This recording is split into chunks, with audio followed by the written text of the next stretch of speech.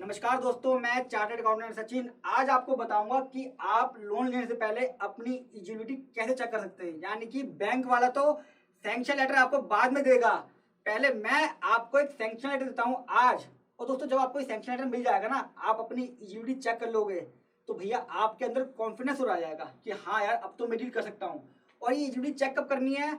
आप घर पे खाली बैठे हैं, आपके दिमाग में आया कि यार मुझे घर लेना है, उसी टाइम ये चेक करना है प्रॉपर्टी को फाइनल करने से पहले। तो आज की वीडियो में दोस्तों मैं आपको ये भी बताऊंगा साथ में कि अगर आप 10 लाख का या 20 लाख का लोन ले रहे हो, चाहे 10 साल के लिए हो, 15 साल के लिए हो, 20 साल के लिए हो, तो आपको टोटल इंटरेस्ट कितना पे करना पड़ेगा, प्रिंसिपल अमाउंट कितना पे करना पड़ेगा, और होम लोन की एलिजिबिलिटी आपके साथ में अगर आपकी वाइफ को ऐड कर लिया जाए तो आपकी एलिजिबिलिटी बढ़ेगी कैसी, और बैंक कौन कौन से वो पॉइंट देखता है जिससे आपकी एलिजिबिलिटी बढ़ जाती है। और कुछ सीक्रेट्स हैं जो मैंने शेयर करे हैं, जो सिर्फ बैंक वाले जानते हैं और सिर्फ मैं जानता हूं, और आज आप भी जान जाएंगे।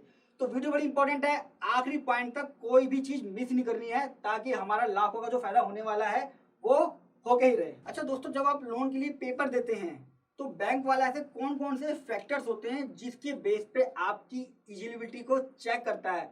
कुछ पॉइंट मैं आपको बताता हूँ। जैसे पहला है आपकी मंथली इनकम, आपका मंथली एक्सपेंस और आपका एवरेज बैंक बैलेंस। यानी कि आपकी सैलरी अगर 50,000 रुपये है तो कहता है 50,000 रुपये का 50% तो खर्चा करता होगा ये, तो 50% खर्चा कितना, 25,000 रुपये इसकी जो है इनकम बचती है हर महीने, और एवरेज बैलेंस जो है वो 20 से 25 के बीच में रहता है। तो इसकी एलिजिबिलिटी का ये एक फैक्टर बन जाता है। दूसरा है आपका लोन टेन्योर, यानी कि आप 10 साल के लोन ले रहे हो, 15 साल के लिए, 20 साल के लिए, 30 साल के लिए। जितना ज्यादा लंबा आप लोन लेते हैं आपकी एलिजिबिलिटी उतनी अच्छी हो जाती है रीपेमेंट कैपेसिटी के लिए। एक आपका है लोन अमाउंट, यानी कि आप लोन ले रहे हो 30 लाख का, तो यार मेरी सैलरी 50,000 रुपये अगर है तो 30 लाख की एलिजिबिलिटी के लिए बन जाएगा। अगर 1 करोड़ ले रहा हूँ तो एलिजिबिलिटी नहीं बनेगी। ये फैक्टर देखते हैं। आपकी अदर ईएमआई, यानी कि आपके कितने लोन चल रहे हैं। किसी की सैलरी 50,000 रुपये है, एक पर्सनल लोन लिया हुआ है, एक लिया हुआ कार लोन, दोनों की ईएमआई 12,000 रुपये जाती है। तो इसका मतलब दोस्तों मेरा क्या है, 50,000 में से 12,000 की तो ईएमआई वैसे निकल गई। अब कितने बचे, 38,000 रुपये। 38,000 में से मेरा 20,000 का खर्चा है, तो कितने बचे, 18,000 रुपये। तो 18,000 के हिसाब से मेरी एलिजिबिलिटी चेक की जाएगी। अब एक कैलकुलेटर दिया है मैंने आपको, पूरी वर्किंग अपने आप कर सकते हो। एक प्रॉपर्टी की वैल्यू और लोकेशन। भैया प्रॉपर्टी अगर अच्छी जगह सिचुएटेड है, अप्रूव कॉलोनी में है, नक्शा पास है, तो आपकी एलिजिबिलिटी ऑटोमेटिक बन जाएगी। यानी कि फाइनेंशियल टर्म पे अलग अलग, लीगल और टेक्निकल टर्म पे अलग अलग। आपकी लोकेशन के हिसाब से, आपकी एज के हिसाब से, आपकी एज अगर 23 साल है तो आपको 30 साल का लोन मिल जाएगा, तो आपकी एलिजिबिलिटी ज्यादा अच्छी बनेगी। आपकी उम्र है 50 साल, तो आपको सिर्फ 10 साल के लिए लोन मिलेगा। 60 साल तक मानता है, अगर पेंशन मिल रही है तो वो 15 साल कर देगा उसको, लेकिन 10 साल के लिए मानेगा। तो जब 10 साल के लिए एज के हिसाब से बनेगा तो आपकी एलिजिबिलिटी कम बनेगी अमाउंट की, और पीरियड भी कम है। क्योंकि सिविल स्कोर, सिविल स्कोर अगर 750 प्लस है तो आपको बेहतर का इंटरेस्ट रेट मिलेगा। दोस्तों जब इंटरेस्ट रेट बेहतर मिलेगा, कम होगा, तो आपका ईएमआई कम बनेगी। जब ईएमआई कम होगी तो आपका लोन अमाउंट ऑटोमेटिक ज्यादा हो जाएगा। एक आपका बिजनेस है और प्रोफेशन है। मान लीजिए एक बिजनेस है, चप्पल का बिजनेस कर रहा है, एक मैं चार्टर्ड अकाउंटेंट हूँ। दोनों के केस में फर्क आएगा दोस्तों। मेरा बिजनेस क्या है उसे पता है, प्रोफेशनल है, प्रैक्टिस सीए है, आगे बिजनेस बनेगा। दोस्तों यकीन मानिए कि अगर इनकम 10 लाख भी होगी ना तो मुझे वो 1 करोड़ दे देगा। लेकिन वही जो बिजनेसमैन है, जो जूते का काम कर रहा है, चप्पल का काम कर रहा है, अगर उसकी इनकम 20 लाख रुपए भी है तो उसे 1 करोड़ देने में बड़ा हिचकिचाएगा। वहाँ ये सब चीजें फेल हो जाएंगी। प्रोफेशन का बड़ा फर्क पड़ता है। यानी डॉक्टर है, आपने एमबीए करी हुई है आईआईएम से, या एक अच्छे प्रोफेशनल लेवल पर हैं, या बड़े लेवल पे काम करते हैं एमएनसी वगैरह में, टॉप गूगल पे या उसमें एप्पल वगैरह में, तो आपकी एलिजिबिलिटी ऑटोमेटिक बन जाएगी। वो देखते हैं फिर फ्यूचर के बेस पे। इन सब फैक्टर को मैंने फार्मूले में प्रो दिया है, वो फार्मूला बताऊंगा, और आपके लिए मैंने वो डिस्क्रिप्शन बॉक्स में डाल दिया है। आप लोन लेने से पहले डिस्क्रिप्शन बॉक्स में जाइए, अपनी एलिजिबिलिटी को चेक करिए, उसका प्रिंटशॉट को सेव कर लीजिए, और बैंक वाले को जब दिखाएं तो पहले सैंक्शन करा लीजिए, उसके बाद उससे मैच कर लीजिए। चलिए आपको दिखाता हूँ वो फार्मूला। दोस्तों ये जो मैंने बताया आपको एलिजिबिलिटी कैलकुलेटर है, ये एचडीएफसी बैंक का मैंने यूज करा है।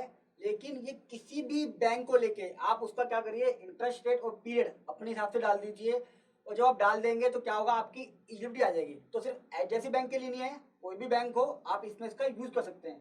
मैंने दोस्तों क्या करा, मैंने एक 50,000 रुपए की सैलरी वाला बंदा ले लिया और 20 साल के लिए लोन लिया है। अब मैंने क्या करा, इंटरेस्ट रेट 6.75 जो मिनिमम है वुमेन के केस में एचडीएफसी का, वो ले लिया है। आप इसे अपने हिसाब से 7% कर सकते हैं, थोड़ा सा आइडिया लेके चल लीजिए एक्स्ट्रा। यहाँ पे आपकी कोई ईएमआई चल रही है पर्सनल लोन की, किसी तरह की भी, जो भी मंथली ईएमआई है, इंटरेस्ट और प्रिंसिपल अमाउंट मिला के सारी ईएमआई का अमाउंट डाल देंगे। जब आप डाल के क्लिक कर देंगे तो आपके लिए आ जाएगा दोस्तों कि आपकी एलिजिबिलिटी बनती है होम लोन की इतनी और आपका अमाउंट जो है मंथली इतना है। क्या होगा, आपको पहली बार चल जाएगा कि मेरी 50,000 की सैलरी में एचडीएफसी वाला, सिर्फ एचडीएफसी वाला नहीं मान के चलिए, जितने भी बैंक है एज पर आरबीआई रूल वो 29,59,109 रुपए का एलिजिबल है। मैं मान लेता हूँ कि 10% ऊपर नीचे हो गया तो कम से कम आप 28 लाख के लिए एलिजिबल हो और 22,500 की ईएमआई आप निकाल सकते हो। यहाँ दोस्तों आप दो तरह के डिसीजन लेते हो, मतलब मैं भी जो सोचता हूँ डिसीजन जो लेते हैं कि भैया एक तो मुझे जो प्रॉपर्टी लेनी है, मान लीजिए मेरे पास 50 लाख रुपए हैं और मुझे 28 लाख का मिल जाएगा तो मुझे कम से कम 22 लाख रुपए अपने पास जोड़ के रखने होंगे, एक डिसीजन ये ले लूंगा। दूसरा, मंथली ईएमआई मेरी बनेगी 22,500 रुपए की, तो 50,000 रुपए में से 22,500 की मेरी ईएमआई निकल जाएगी। मेरे बच्चे की फीस इतनी है, ये इतना है, इतनी ईएमआई है, तो यानी कि मैं सर्वाइवल करूंगा वे नहीं है। ऐसा ना हो कि भैया मैंने होम लोन ले लिया है, ईएमआई दे रहा हूँ, दिन रात टेंशन लगी पड़ी है, हाय रे ईएमआई निकालनी है, हाय रे बच्चे की फीस निकालनी है, हाय रे निकालनी है। तो यहाँ पे आप अपने फाइनेंशियल डिसीजन को भी लेने के लायक रहेंगे। चलिए थोड़ा सा इसको चेंज करता हूँ कि भैया 1 लाख की सैलरी अगर है और ईएमआई इतनी है तो कैसे निकलेगा। सारे कॉम्बिनेशन आप इसके अंदर निकाल सकते हैं। यहाँ पे दोस्तों थोड़ा सा डाटा मैंने चेंज कर दिया है। एक व्यक्ति की सैलरी 1,25,000 है और 15 साल के लिए लोन ले रहा है। होम लोन का इंटरेस्ट सेम है जो एचडीएफसी का मिनिमम है और 60,000 रुपए की इसकी ऑलरेडी एक ईएमआई चल रही थी। अब जिस व्यक्ति की 60,000 की ईएमआई चल रही है वो सोच चल रहा है यार 60,000 तो मेरी है और मेरी 1,25,000 है, तो इसका मतलब 65,000 रुपए अभी भी मेरे पास एक्स्ट्रा है। अब देखिए लेकिन 65,000 रुपए एक्स्ट्रा तो है, लेकिन कितना फर्क पड़ जाएगा उसके लिए पे 15 साल का लोन कम कर दिया है तो उसका लोन जो बनेगा 9,88,000 के आसपास ही बनेगा। तो सोचिए जो 1,25,000 वाला है और सोच रहा है कि यार 40 लाख या 25 लाख या 30 लाख या 50 लाख की प्रॉपर्टी ले लूँ, लोन ले लूंगा, वहाँ पे दोस्तों उसकी एलिजिबिलिटी बनती है सिर्फ 9,88,000 रुपये। तो यहाँ पे इस तरह का डिसीजन लेने के बाद और 8,000 की ईएमआई बचेगी। अब आपको लगेगा कि यार इतना कम होने पे इतनी ईएमआई कैसे बनी। दोस्तों उसकी सैलरी तो ज़्यादा है लेकिन एक ईएमआई ऑलरेडी चल रही है और 15 साल का उसने पीरियड चुना है, तो यहाँ पे उसकी एलिजिबिलिटी उस हिसाब से कम बनती है। थोड़ा सा आप इसको बढ़वा सकते हो, 9 लाख है, मैं कहूँगा 15 लाख हो जाएगा मैक्सिमम, लेकिन 50 लाख, 60 लाख, 40 लाख, 30 लाख के आसपास भी नहीं पहुंचेगा क्योंकि उसकी ऑलरेडी एक ईएमआई चल रही है 60,000 रुपए की।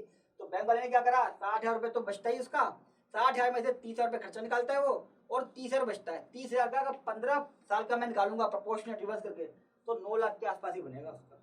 तो इन चीज़ों से आप, और सिर्फ इसके लिए दोस्तों जितने भी बैंक हैं इसी फार्मूले पे चलते हैं, इसी रेशो पे चलते हैं, तो आपको अपनी एलिजिबिलिटी एक बार चेक कर लेनी चाहिए। अब दोस्तों आपने अपनी एलिजिबिलिटी चेक कर ली कि यार 50,000 की सैलरी में मेरा जो है 28 लाख तक का लोन हो जाएगा और मेरी ईएमआई इसके आसपास बनेगी, लेकिन मुझे जो है 25 लाख की। अब 25 लाख का लोन जब मैं ले लूंगा, एडवांस में पता कर रहे हैं हम, 25 लाख का लोन लेने पे मेरी ईएमआई कितनी बनेगी और मुझे 20 साल में कितना पैसा मैं बैंक को दे दूंगा और हर साल कितना रुपया मेरे पास से जाएगा, उसके बारे में भी आप चेक कर सकते हैं। डिस्क्रिप्शन बॉक्स में मैंने ये लिंक डाल दिया है, ये भी एचडीएफसी बैंक का ही है लेकिन सभी बैंकों पे टोटल ये एप्लीकेबल है।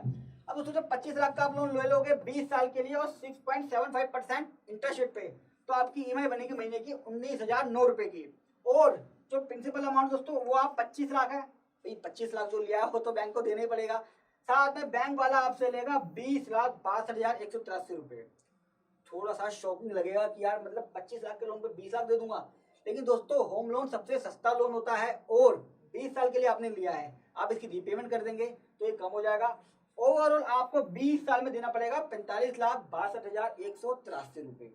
कई बार दोस्तों साइकोलॉजिकल इसका इफेक्ट पड़ जाता है, जो घर में बूढ़े बुजुर्ग होते हैं या वाइफ होती है इन टर्म्स को समझ नहीं पाती, वो कहती है यार 25 लाख के बदले इतने रुपए देने पड़ेगा, 45 लाख रुपए बड़ा महंगा पड़ जाएगा ये तो घर में। तो दोस्तों ऐसा नहीं है, होम लोन के अंदर जितनी भी कंडीशन है ऐसी होती हैं और जो घर होते हैं दोस्तों वो ऐसे ही बनते हैं।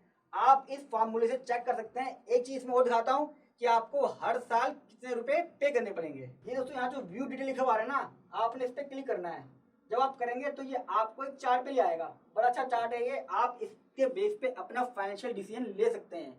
टाइम निकालना पड़ेगा दोस्तों, बार बार हम लोन नहीं लेते हैं और अगर मेरे लाखों रुपए बच जाते हैं तो घर में पेंट कराना है, फंक्शन कराने हैं, देने सामान लेने हैं, नया घर है तो वहाँ पे पैसा काम आएगा। तो कम से कम थोड़ा टाइम दीजिए चीज़ों को।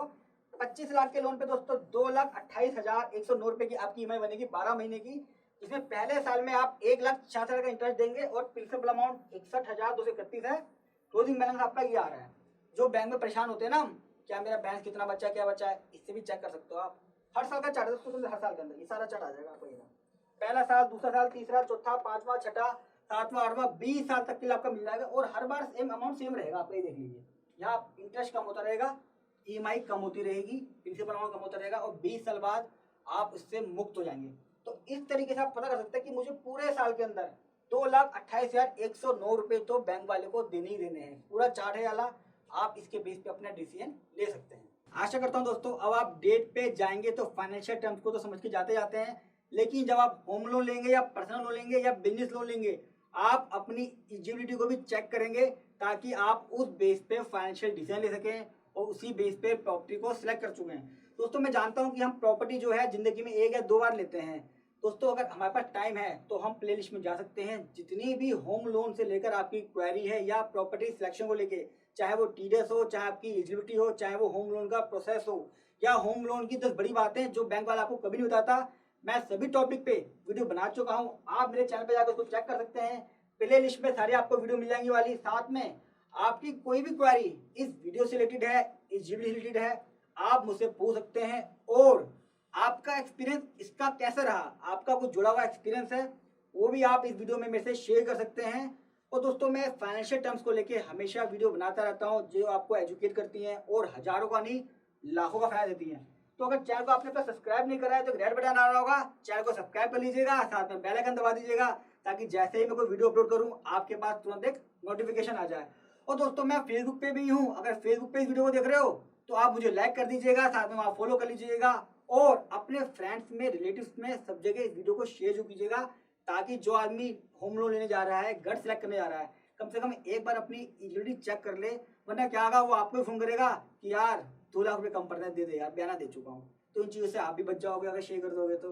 दोस्तों जल्दी लौटूंगा एक अगली वीडियो लेके फाइनेंशियल एजुकेशन को लेके, तब तक के लिए नमस्कार।